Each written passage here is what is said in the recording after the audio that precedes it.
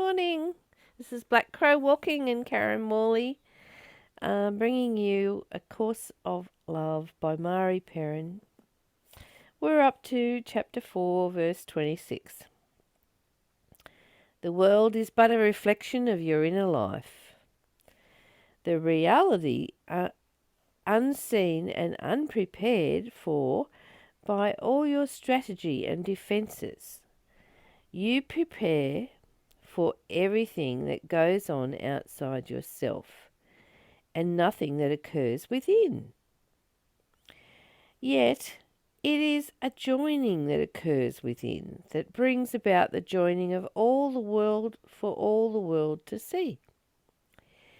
This joining of the world within is but your recognition of what love is, safe and secure within you and your brother as you join together in truth. Think you not that this joining is a metaphor, a string of pleasant words that will bring you comfort if you heed them? One more sentiment in a world where lovely words replace what they would mean.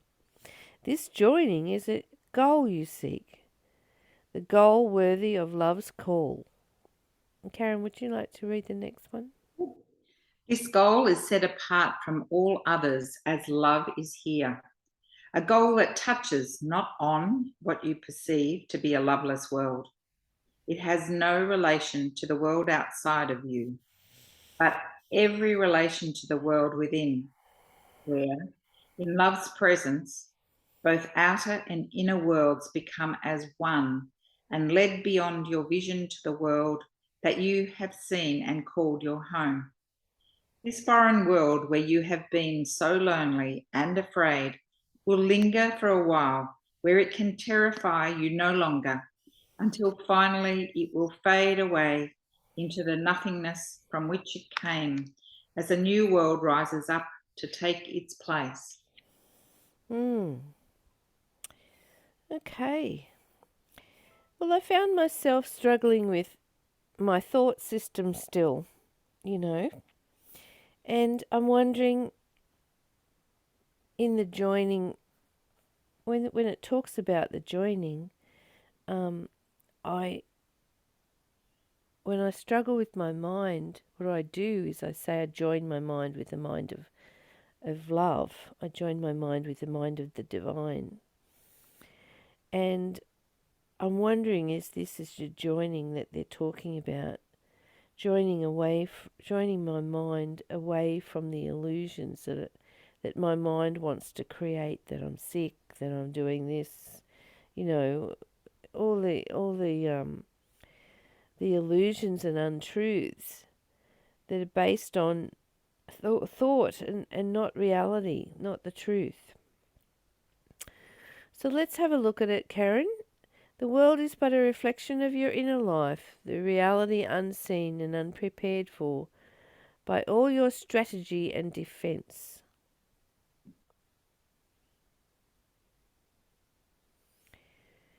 So, if our inner world is in turmoil or scared or struggling or fighting or resisting even, that is what we get more of. What we focus on is what we get more of.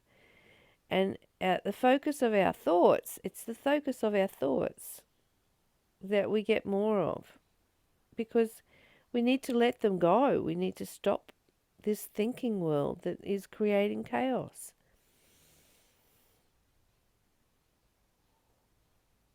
I like to look at the reflection of your inner life, that part.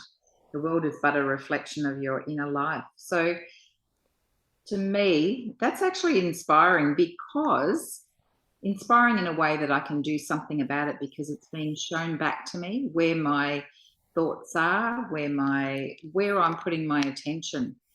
So if I'm seeing that outside of me, that's what's going on. It's an indicator to me where I've placed things, where I've placed my thoughts, my attention, and it's a reminder at that moment, once I recognize that it's a choice, and I can come back to another place, to a place where It is from the heart, and it is from love, and it is from joining with that space. So to me, knowing that the outer world is a reflection of what's going on in me actually is really quite helpful as a reminder. Mm. And also, when you get to the point where you recognize that everything inside you, which is the divine experiencing life in form, that divinity is happiness, peace, and freedom. And when we start to create that outside ourselves, where everything is adventure and fun and play, and we express that happiness that's bubbling up inside us out into the world, everything around us responds to it. And it's almost like shape shifts into what we are creating, like morphs. I like the word morph. Everything will morph around you into having fun with you and playing with you and being happy with you. And that's been my life for the last few years. Yeah, it's amazing. You prepare for everything that goes on outside yourself and nothing that occurs within. So, Mm. what does preparation within look like? It's a good question, isn't it? It is, because it is you prepare. How I'm interpreting that is I prepare everything that goes outside. So I'm responding, I'm reacting to all these things that I'm perceiving are happening around me. So that's how I'm responding. I'm responding to that. And so that's how I'm preparing the outside world, by my responses. But um, often I'm not reflecting back. It's just a knee jerk reaction. I'm not reflecting back on, okay, but where am I? Where am I coming from? What's going on here? Am I coming from this place, from the heart, or am I coming from a place of fear where I'm just reacting? So just to preparing myself, for me here would be one, be aware. So that would be the first thing for me to prepare, is being aware, and then knowing that I can come back to that place, and that is a place I choose to come from, and nurturing that and nourishing that and doing that more often, exercising that part of me so that becomes more predominant. That to me is what preparing, in my mind, for me, it is. Well, let's look at it a little bit closer. I mean, you're saying awareness. I would like to say just being present with now, because there's nothing beyond the moment of now. But if I look at the way I prepare myself outside myself for the day, I have a shower, I wash myself clean, I get dressed, I choose my clothes carefully. That's preparation for the day, or that's preparation for what's about to occur in my outer world. I may have done a great lot of preparation, study or whatever, to be in the moment of now of what's presenting outside myself. So if we were to do that sort of internal preparation, what would that look like if we were to wash ourselves clean? You know, clean your chakras out, clean your energy, sing your chakras, get dressed, put on the garment of praise, you know, um, put on your spiritual clothes. What does that look like? It doesn't mean you're holier than thou. It just means that you take care of your internal world just as much as you take care of the outer world. So work out how to do that, like um, that quote put on the garment of praise is straight from the Bible. And, I'm not a Christian, but it's something that I remember because I know that when I when I'm in appreciation and gratitude, I want to sing praise. I want to notice love in everyone, and I want to connect with that. So yeah, so I think there is a preparation that we can do in our inner world, and think about what we're putting in our minds. Like we're putting the course of love in there at the moment, and that is preparation in our inner life because it's making such a big difference in my life to think differently. And yeah, so I think there is preparation, Karen. Mm, mm. And I'm going to think about that today. I'm going to dwell on that. I enjoy what you just shared.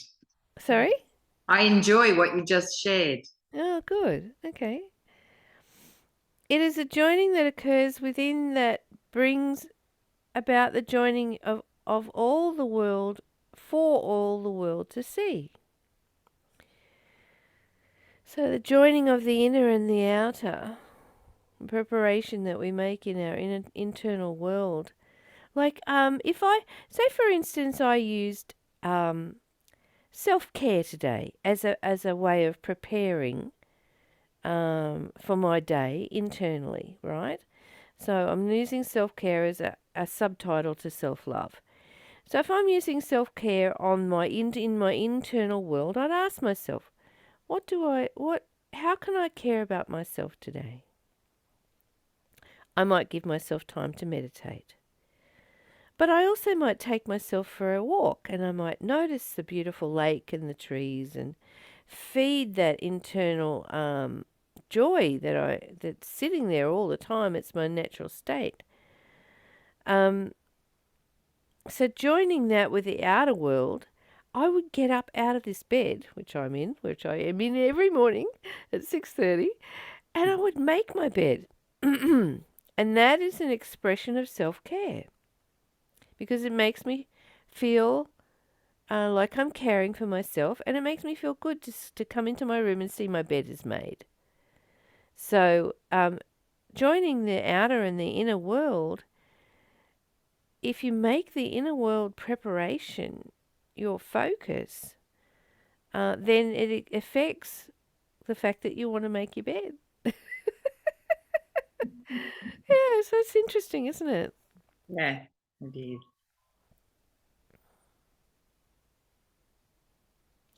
This joining of the world within is but a recognition of what love is, safe and secure within you and your brother as you join together in truth.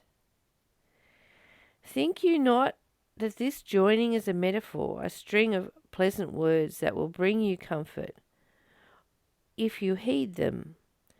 Once more, sentiment in a world where lovely words replace what you mean, what they would mean. This joining is the goal you seek, the only goal worthy of love's call. Can I hand that over to you, Karen, to just pull that apart? Uh, I think the first bit, this joining of the world within, is but your recognition of what love is, safe and secure within you and your brother as you join together in truth. Mm. So to me, there's a peacefulness about that, to know that that is what love is. And within me, I am feeling safe and secure. And if I am fully within that place of love, then that radiates out. And when I interact with another human being or another thing, that is a space that I'm coming from. And that is a space that allows it to be touched, to touch another in that space. So it's Mm. like a little spark that will ignite, and another person will recognize that, maybe not consciously but unconsciously recognize that spark that is within them. It's like a mirror or a reflection of them, and that they will acknowledge that somewhere deep inside. If not immediately, it will be taken inside. And that's a joining. To me, that's a joining. That's a connection of the truth of who we are together. And what a space to come from. To come from that space, there's an opportunity to relate in such a different way, to have fun and to just enjoy the company of another person and in what we do. And to yeah, that's what I see in that sentence there.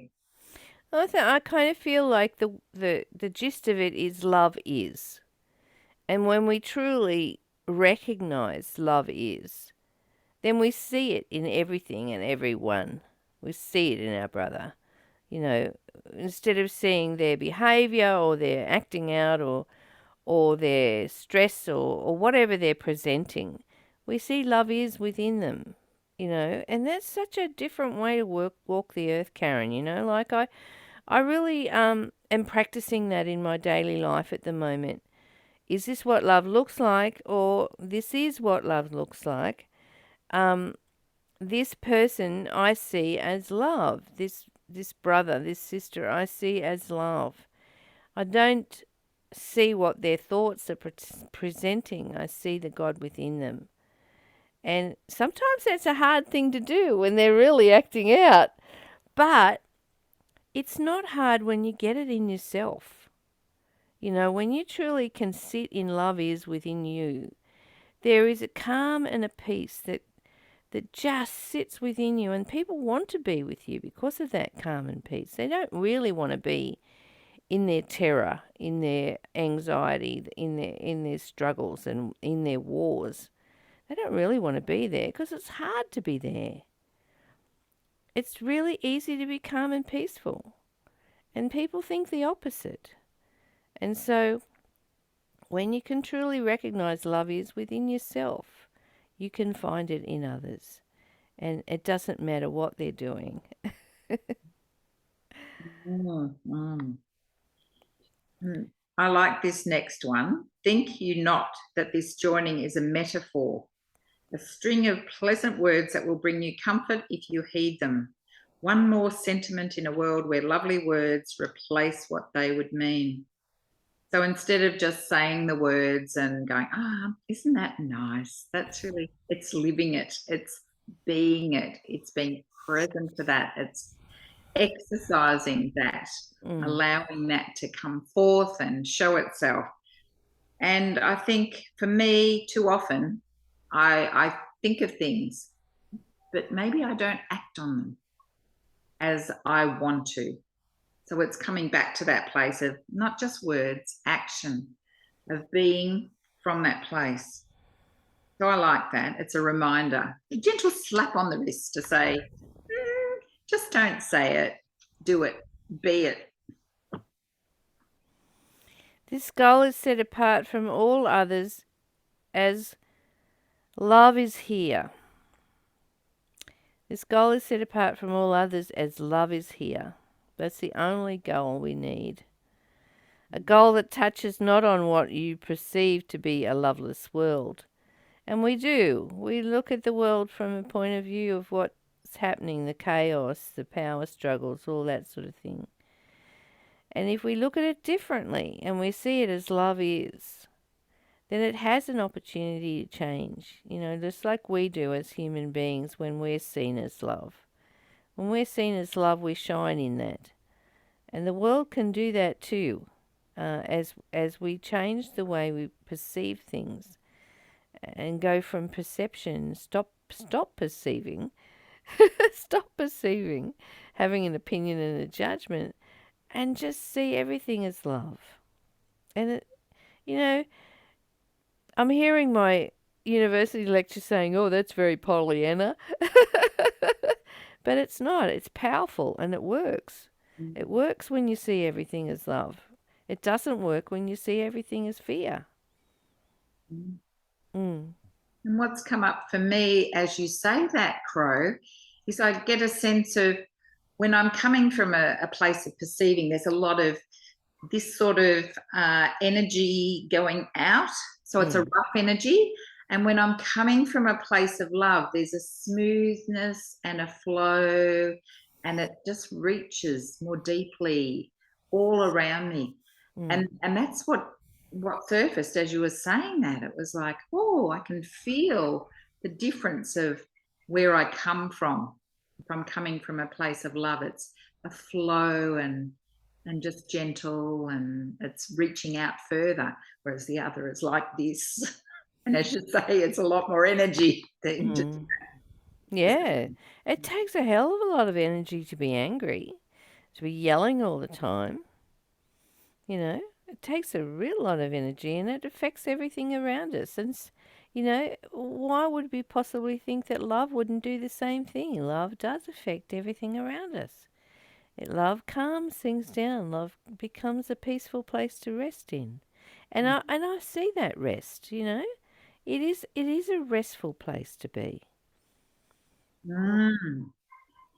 And just as an image that's come up as I continue on that um, picture of the way the rippling, or not the rippling, the agitation there, that it comes up to something and it hits it and bounces back. It hits it and bounces back.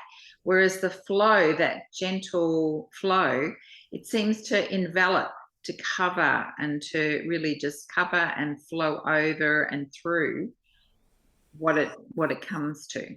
Mm, mm. Okay, it has no relation to the world outside of you, but every relationship to the world inside you, where in love's presence both outer and inner worlds become one, and led beyond your vision to the world that you have seen and called your home. This foreign world where you have been so lonely and afraid will linger for a while, where it can terrify you no longer, until finally it will fade away into nothingness from which it came, as the world rises up to take its place, as the new world rises up to take its place. When you or when I practice this calm, peaceful state, when I don't let anything bother me outside myself, when I go, you know,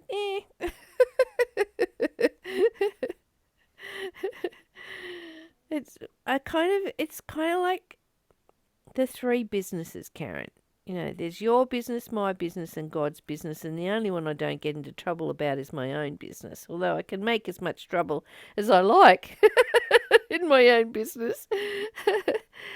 But when somebody's acting out there in the world and we have a reaction or a response to it, we're buying into the exterior world.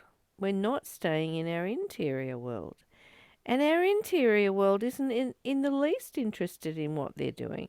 you know.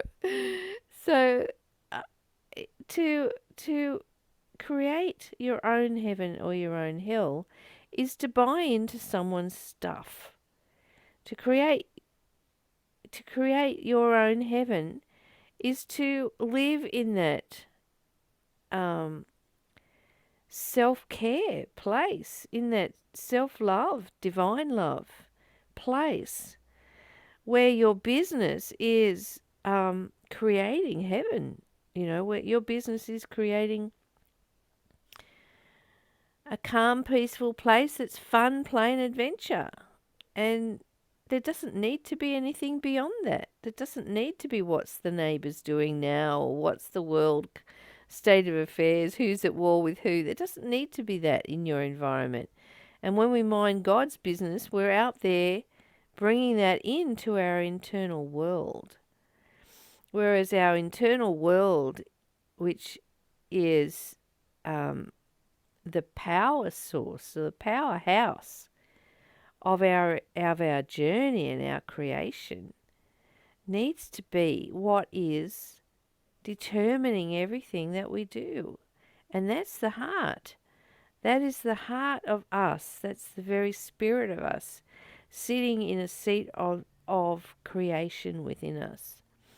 And when we can come from that internal and take care of that internal landscape first, put it first. And that just means making divine love or making self love, which is divine love, the major priority in your day, the major priority in this moment. How can I love myself right now that brings everything into alignment on my exterior world? Mm. An image comes up to me that surfaces is a in the old in the olden days. Gee, that sounds funny. When there's radio stations, I sound like my grandmother. Yep, when you you are a grandmother, yes. I could be a great grandmother. Where you had a radio and there was a dial, so you could actually turn the dial. Say if you were off the station, there'd be it would sound a bit staticky and there wouldn't be a clarity about it. But if you turned the dial and just fine tuned it a little bit, you'd get on the station. You'd be on the station.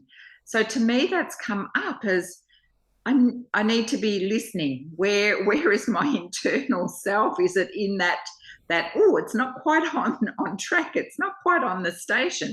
And just fine tune it. That's my self care is fine tuning and going. Now I'm on the station. This is where I want to come from. It's very clear. It's very crisp. It's very. Others can hear it and see it, and also feel it because I'm on track. I'm on the station. I'm channeling that. That's what's coming from me out into the world. Yeah, and just talking about getting pictures in your mind, I was thinking then about putting on clothing on my exterior body that don't make me feel like me. That just I just feel off all day because my clothes aren't right. This is not who I am. This is not me. And I did that last week with a pink jacket that I hate pink. I've hated pink since I was born. I never liked it, and yet I put on a pink jacket, and all day I felt so wrong. And as soon as I took it off, I felt so much better, and I offered it to a friend of mine, um, who is really into pink and had been admiring it all day, and she reckoned I looked great in it, but I just did not feel right.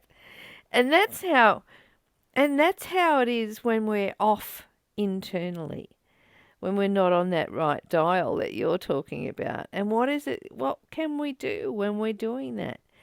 We need to come back inside and take care of our spiritual journey. And that may look like meditation or simply having a rest or, putting on the music and dancing or just drifting with the music in your mind and lifting your vibrational frequency. And we're beginning to be trained to do that by so many sound healers and, meditators and people who are bringing through this new energy of upliftment that takes us into the qualities of love, the qualities of God, if you like, which is kindness and patience and peace and joy and all those wonderful gratitude, all those wonderful qualities. When we come back to that, instead of letting our mind, the septic sewage system, control control what's happening in our external world, which is worry and suffering and struggle. Like just a single thought of, oh, I haven't got enough money. When you think things like that, then you're manifesting that out into the world. Whereas if you think, I always have enough, I am provided for, everything I need is always there, and that's how I work. I run my day. Everything I need is always there, and it is, because my internal that's my internal strength. My internal strength knows that. Mm. My thoughts don't. My thoughts want to separate me from that and worry about, whether there's going to be enough money to be there. But there always is, Karen. And at 66 years old, I know that because I've lived 66 years worth of knowing that everything I need is always there. Mm. And sometimes I have to change the thought of what it is I need because I'm thinking wrong about things, and when we ask for that sort of support from our internal world and from our guidance system, what comes may not necessarily be in the form of what we were expecting. So we need to let go of expectations and go with what is. In the acceptance of that, everything can align with your energy field and show you exactly how much better this thing is than that thing. you know. Totally. Mm. And as you're speaking those words, Crow, I it took me back to that sentence about a string of pleasant words. So affirmations tend to be a string of pleasant words. You can say them over and over. I have enough. I have enough. I have enough. But inside, it might be, no, I don't. I need more. I need more. And that is what will come forth instead of just really trusting and being in gratitude that I do really have enough. Mm. So the mere words do not change things. Mm. It does not change how we operate and where we're operating from. It's the true essence of really sitting with that and believing it. I have enough, Mm. coming from that place. And it's so different to just saying, I have enough, where inside you're going, I really need this and this and this and this and this. Yeah, and we could surrender our needs, Karen. We don't have to be needy. You know, we it's all just thoughts. These thoughts that say you need this, you need that, you need this, you need that. My greatest fulfillment is going down and just being with a tree beside the lake and looking at the twinkles and enjoying the sunshine on my body, after winter and all that. We're so involved with this neediness. What is the world has trained us to be needy. I need this, I need that to be fulfilled, and that's the outer world being in control. And it's the thought system. So what if we could say to love every morning when we woke up, I give all my needs to you today. That's beautiful. Yeah, and just join our needs. It's talking about joining today. Let's join everything. Let's join everything with love and see what it looks like. See how it comes out. You know, I'm letting go of my wanting and my needing today. I'm just going to be present with love and just go into that peace and that calm place and let everything just evolve around you and meet your needs, because that's what will happen. Your needs will be met as you let them go and stop struggling towards them with some insane thought, you know? Yeah. Mm. Well, we're up to chapter 5, Karen, and it's all about relationships. So I'm very excited to get into that, but we'll do that tomorrow. So we're going to finish there and give you all the blessing of the day of love, and let's dive into this love and see where it takes us today. I love you. Bye for now.